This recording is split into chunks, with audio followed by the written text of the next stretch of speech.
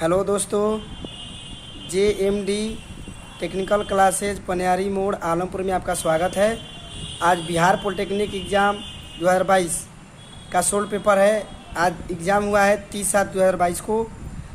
जो भी क्वेश्चन लगभग मिला है उसको आप तक पहुंचाने का कोशिश कर रहे हैं। क्वेश्चन को थोड़ा सा इधर उधर डाटा हो सकता है, देख लीजिएगा। तो पहला क्वेश्चन आते हैं। यहाँ पे मान लीजिए दिया है दो व्यंजक दिया है 20x² y x² minus y square 35x² x minus y का एलसीएम निकालें। तो एलसीएम में क्या होता है कि मान लीजिए 20 है, यहाँ पे इसको तोड़ लीजिए पूरा, और x² y है और x इसको तोड़ लीजिए, फिर इसको तोड़ लीजिए, और तोड़ने के बाद में सबसे जो हाई पावर का रहता है उसको क्या करते हैं, मल्टीप्लाई कर लेते हैं। जैसे मान लीजिए 2 के पावर 2 हो गया तो 2 दूनी 4, और देखिए यहाँ पे 5 1 है तो वो 5 नहीं लेंगे, वो इसमें भी एक 5 है, इसमें भी 5 है तो कोई एक ही लेंगे, दोनों 5 नहीं लेंगे। और देखिए इसमें x² है, इसमें केवल एक x है तो ये वाला x नहीं लेंगे, ये वाला x² लेंगे। इसी तरह पूरा का पूरा बनाने के बाद में आपका आंसर आया 140 x² इंटू y² इतना। ये एलसीएम हम निकाले हैं, जो हमको क्वेश्चन मिला वहाँ पे आपको पूरा बता रहे हैं। दूसरा है देखिए वेबर बाई मीटर स्क्वायर, यह चुंबकीय क्षेत्र का मात्रक होता है जिसे हम टेस्ला भी कहते हैं। ठीक है, तो इसको मिला लीजिएगा। क्वेश्चन तीसरा में देखिए, मान लीजिए 2 समतल दर्पण दिया है और समतल दर्पण के बीच में थीटा का मान दिया 45 डिग्री। थीटा का मान कितना दिया है, मान लीजिए 45 डिग्री के बीच में रखा गया है। तो प्रतिबिंब की संख्या पूछा है, कितना होगा, कि कितना प्रतिबिंब बनेगा। तो हम जानते हैं कि समतल दर्पण में प्रतिबिंब की संख्या विषम संख्या में बनती है। तो इसके लिए सूत्र इसका हो जाएगा, जिससे मान लीजिए समतल दर्पण में कोई भी प्रतिबिंब इसको रखिएगा तो उसका, जिसे मान लीजिए विषम संख्या का मतलब ये हो गया, जिसे मान लीजिए 1 3 5 7 9 ऐसे करके। ठीक है, तो कहने का मतलब ये है कि इसका सूत्र होता है आपको प्रतिबिंबों की संख्या निकालने के लिए समतल दर्पण में 360 डिग्री बटा में थीटा। 360 डिग्री ऊपर रहेगा, थीटा जितना प्रश्न में आपको दिया रहेगा। तो 360 डिग्री बटा में थीटा करेंगे तो थीटा आपको दिया 45 डिग्री। थीटा आपको कितना दिया है, 45 डिग्री दिया है। तो 360 बटा में 45 से जब डिवाइडेड करेंगे तो आपका आंसर आएगा 8।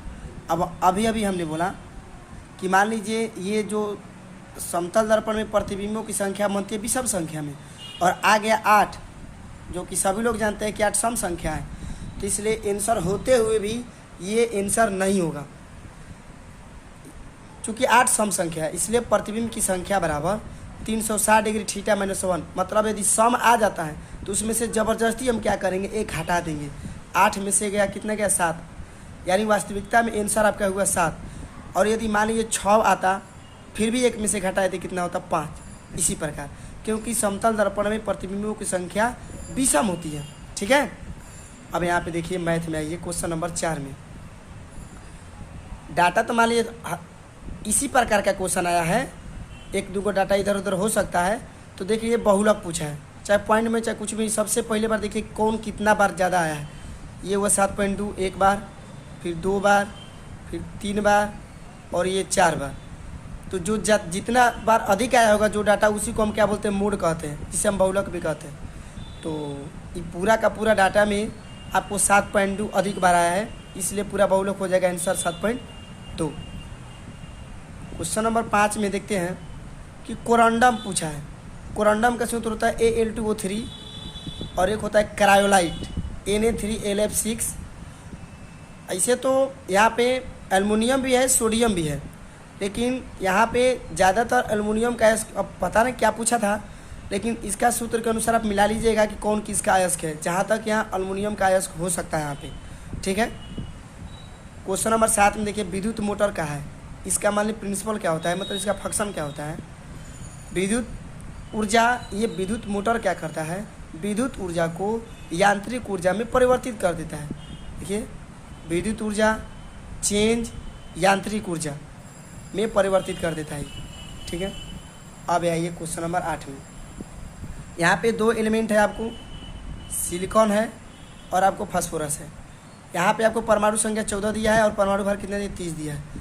यहाँ पे आपको परमाणु संख्या 15 दिया है, यहाँ पे 31 दिया है। और कहा है कि दोनों में क्या संबंध है, मतलब है क्या ही। क्या हो सकता है। तो आपको देखो मतलब यहाँ पे मान लीजिए समभारिक,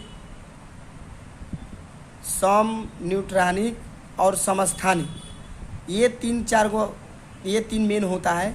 तो न्यूट्रॉन कब होगा, जिसे मान लीजिए परमाणु भार में से ये ऊपर वाला में से नीचे वाला परमाणु संख्या घट जाएगा तो न्यूट्रॉन निकलेगा। तो क्या देखिए कि 30 में से 14 घटा तो इसमें से 16 आया, 31 में से 15 घटा तो इसमें से क्या आया, 16 आया। तो ये दोनों क्या हुआ, बराबर हुआ। दो जो तत्व है दोनों का जब न्यूट्रॉन निकालें तो इसका जो न्यूट्रॉन निकला दोनों बराबर हुआ तो इसको सम बोलेंगे, और यहाँ पे न्यूट्रॉनिक, इसका मतलब सही संबंध सम न्यूट्रॉनिक बोल सकते हैं। ठीक है, इसलिए यहाँ पर लिखे यानी सम न्यूट्रॉनिक हो। ठीक है, अब थोड़ा सा आगे देखिएगा। यहाँ पे दिए क्वेश्चन नंबर 9 में, अवतल लेंस में आवर्धन सदैव 1 से कम होती है। इसका जो क्षमता होता है अवतल लेंस में आवर्धन के लिए, आवर्धन क्या है, मतलब ये जो वस्तु और प्रतिबिंब का हाइट होता है उसके रेशियो बोल रहा है, उसके रेशियो से मतलब कि प्रतिबिंब का हाइट और वस्तु का जो हाइट होता है उसके रेशियो के अनुसार में मिलाता है। तो ये पूछ रहा है कि अवतल लेंस में उसका आवर्धन क्या होता है, सदैव 1 से कम होती है। और बाकी सब ऑप्शन के अनुसार आप मिला लीजिएगा क्या दिया था। साबुन पूछा है कि क्वेश्चन नंबर 10 में पूछा है, 10 में मतलब क्वेश्चन नंबर 10 में मान लीजिए पूछा है कि साबुन क्या है। तो साबुन आप लोग ऑप्शन के अनुसार मिला लीजिएगा। साबुन तो उच्च अणु भार वाले कार्बनिक वसीय अम्लों के सोडियम या पोटेशियम लवण होते हैं। ठीक है, तो आप इन थ्योरी के अनुसार आप अपना ऑप्शन मिला लीजिएगा कि क्या हुआ है। ये थोड़ा सा इजी क्वेश्चन है। दाढ़ी बनाने में अवतल दर्पण का उपयोग किया जाता है। दाढ़ी बनाने में कौन सा दर्पण का उपयोग किया जाता है, अवतल दर्पण का उपयोग किया जाता है। ठीक है, अब यहाँ पे देखिए क्वेश्चन नंबर 12 में हम यहाँ पे लिखे हैं, जिसे मान लीजिए Na2 दिया है जिसको सोडियम कहते हैं, सल्फर का 4 दिया है, ऑक्सीजन का 6 दिया है। इसमें आपको सल्फर के ऑक्सीकरण संख्या पूछा है। तो देखिए सोडियम, मान लीजिए सोडियम 11 होता है, तो सोडियम में मान लीजिए किसका 2 8 1 हो गया। तो सोडियम में मान लीजिए 2 8 1 हुआ तो एक यहाँ पे मान लीजिए बाहरी इलेक्ट्रॉन हो गया। तो एक सोडियम में जब एक बाहरी हुआ तो 2 सोडियम है तो 1 गुणा 2 हुआ। इसी प्रकार सल्फर में कितना दिया है 4। तो इसमें सल्फर का पूछ रहा है, सल्फर का ऑक्सीकरण संख्या, तो हम मान लेंगे, माना कि सल्फर का ऑक्सीकरण संख्या मान लीजिए x है, तो 1 सल्फर का x हुआ तो 4 सल्फर का कितना हो जाएगा 4x अब प्लस 2। अब यहाँ पे देखिए एक ऑक्सीजन का होता है 2, सॉरी यहाँ पे -2 होगा, और 6 गो ऑक्सीजन है तो यहाँ पे क्या हो जाएगा 6 से गुणा हो जाएगा। तो 6 दूनी -12 और 4x और +2। अब इसमें से आप कैलकुलेशन कर लीजिएगा। तो 4x बराबर 2 में से 12 घट गया, कितना बचा -10 बचेगा, तो बराबर 0 होगा। फिर यहाँ पे करेंगे तो 4x बराबर 10, फिर x बराबर निकालेंगे तो 10/4 होगा, 5/2। तो 5/2 को अब देखिए इसका आंसर 2.5 भी हो सकता है, 5/2 भी हो सकता है, और फ्रैक्शन में भी हो सकता है 2.1/2।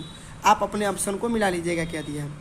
अब यहाँ पे देखिए क्वेश्चन नंबर दिया है, कुछ साबुन से रिलेटेड पूछा है। साबुन किससे बना होता है, तो देखिए वनस्पति तेल या वसा एवं कास्टिक सोडा के जलीय जो घोल को गर्म करके रासायनिक प्रतिक्रिया को क्या कर बनाया जाता है, तब जाके साबुन का निर्माण होता है। अब आप लोग ऑप्शन को मिला लीजिएगा। क्वेश्चन नंबर 14 में देखिए, क्वेश्चन डाटा तो लगभग सेम नहीं हो सकता है, लेकिन जो क्वेश्चन जो पूछा है इसी टाइप का पूछा है।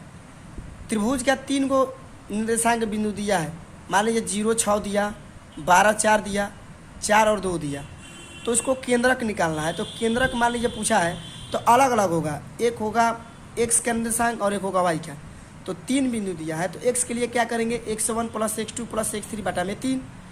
तो जहाँ जहाँ x1 होगा एक, ये x1 हो गया, ये x2 हो गया, और ये हो गया x3, तीनों के आपस में जोड़ से 3 से डिवाइड कर दीजिएगा, आपका आंसर आ जाएगा। देखिए अब जो भी आपका डाटा सही हो, लेकिन नियम यही कहता है। y के लिए करेंगे तो y1 + y2 + y3 बटा में 3। y वाला देखिए ये वाला हो गया पॉइंट, y1 y2 और y3। तो डाटा का कन्फर्म नहीं है, लेकिन नियम यही कहता है, इसलिए निर्देशांक बिंदु का आपका x का मान ये और y का मान इस डाटा के अनुसार है। आप लोग अपने डाटा के अनुसार बना के आंसर मिला लीजिएगा यदि याद आए तो। क्वेश्चन नंबर 15 में देखिए फिर डाटा का है कि मान लीजिए कोई यहाँ पे ए पॉइंट है और यहाँ पे आपको बी पॉइंट है, मान लीजिए कुछ डाटा दिया 2-4 हमने अपने से मान लिया है, इस टाइप का क्वेश्चन दिया है लगभग, और यहाँ पे ये दे दिया, यहाँ पे एम और एन का अनुपात दिया है 2:3, तो आपको पी का निर्देशांक निकालना है कि किस अनुपात में विभाजित के 2 अनुपात तो दे दिया है, तो उसका 2:3 जिस अनुपात में विभाजित कर रहा है उस बिंदु का निर्देशांक ज्ञात करना है।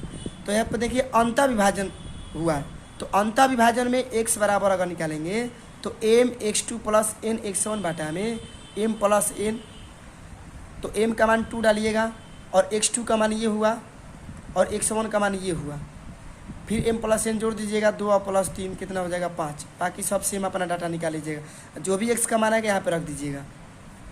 इसी प्रकार यदि y के लिए निकालेंगे तो y के लिए सेम डाटा वैसे रहेगा, मान लीजिए केवल y चेंज होगा, y2 ये वाला हो गया, तो my2 m का मान 2 है, y2 का मान ये मान लीजिए 4, हम अपने से डाटा दिए, डाटा कन्फर्म नहीं मिला है हमको, my2 प्लस n का मान क्या हो गया 3 इंटू y1 देखिए ये वाला हो गया।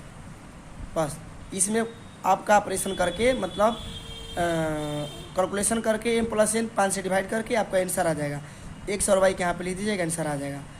और कि मेरे पास अभी लास्ट क्वेश्चन मिला है निर्देशांक ज्यामिति का है कि त्रिभुज के 3 बिंदु दिया है और कहा है कि एक दूसरे से मतलब संरेख है, तो k का मान निकालना है।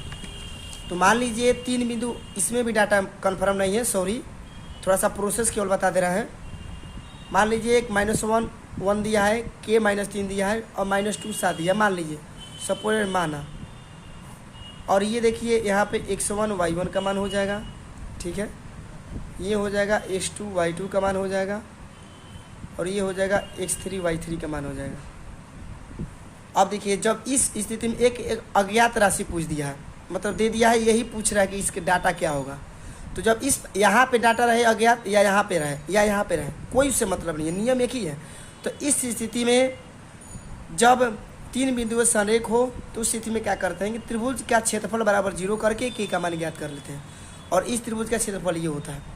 तो इसमें जहाँ तक k का मान रहेगा, जब निकालने के बाद में त्रिभुज का क्षेत्रफल बराबर 0 करेंगे और इस स्थिति में k का मान कोई न्यूमेरिकल वैल्यू में आएगा, आप निकाल के आप अपने आंसर को मिला लीजिएगा, क्योंकि डाटा कन्फर्म नहीं है।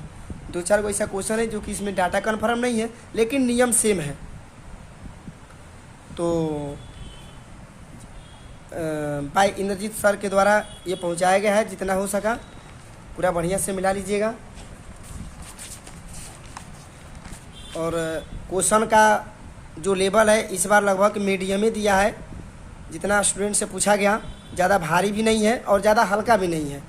तो इस बार का कटअप लगभग, कटअप का अगर बात कर सकते हैं इधर, तो मान लीजिए 40 प्लस पर 95% तक पूरा चांस है कि स्टूडेंट का पूरा गवर्नमेंट कॉलेज और ब्रांच मिल सकता है। 40 प्लस पर, 40 ले नीचे नहीं।